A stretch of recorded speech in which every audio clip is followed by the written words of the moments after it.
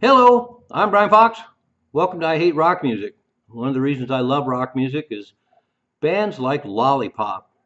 And they're another one of those great bands, like many of the bands I talk about, that are just stunning at what they do and just don't really have that high a profile. Of course, aficionados and deep catalog fans know about bands like Lollipop, but they seem to have been lost to the dustbin of history.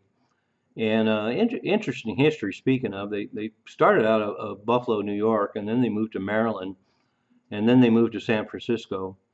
And we're fortunate enough to get two albums out of them, plus a bunch of singles. They put out a single in 1994 called "Write Me a Poem," back with "Bastard Son of Carburetor Dung" on Sympathy for the Record Industry. And Sympathy for the Record Industry was a great indie label back in the 90s.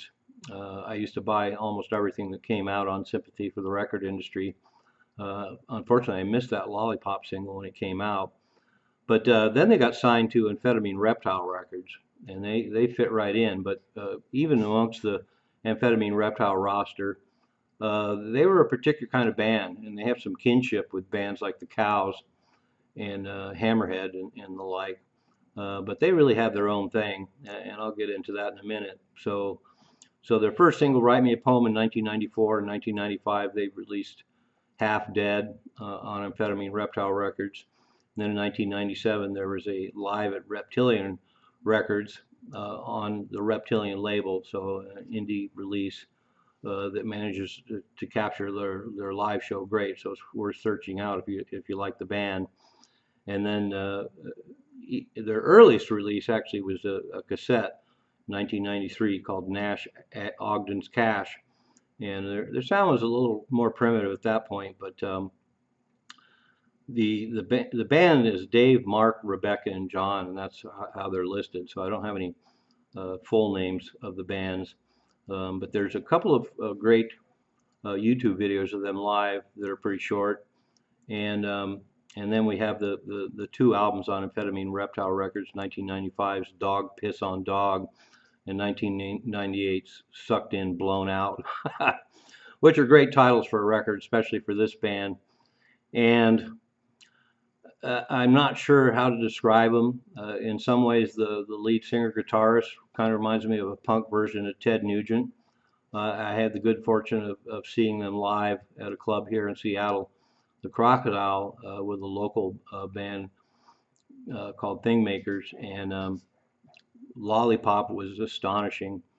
And the lead singer, guitar player's studio chatter and just his whole attitude and bravado definitely remind me of a pint-sized punk rock Ted Nugent. But their sound is kind of more rooted in old sort of Detroit high energy rock.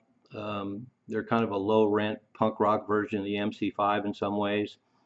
They use a lot of classic rock riffs, but they're played so frenzied and out of control that they really give it their own sound, and they're not really revisionist of old bands like the Australian band The Scientists, for example.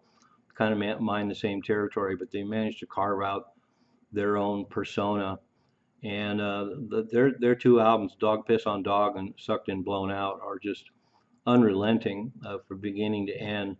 Both albums, they obviously have no room whatsoever for ballads, but they're so frenetic and so over the top and so energetic. They really carved out their own space. And live, they brought that same energy times 10. And I feel really fortunate to have seen them live because of bands of that era. They kind of stand on their own, and I wouldn't want to get on a stage and follow them because they totally brought it. And so there you have it. I don't have much else to say about Lollipop. As usual, I'll put the links below. You can check them out yourself.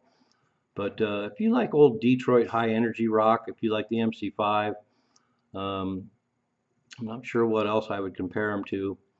It's kind of punk rock with a kind of a retro edge, but played at such a frenetic, energetic level that they're in a class by themselves. So there you have it. Lollipop. Fucking love Lollipop. I'm Brian Fox. Thanks for watching I Hate Rock Music.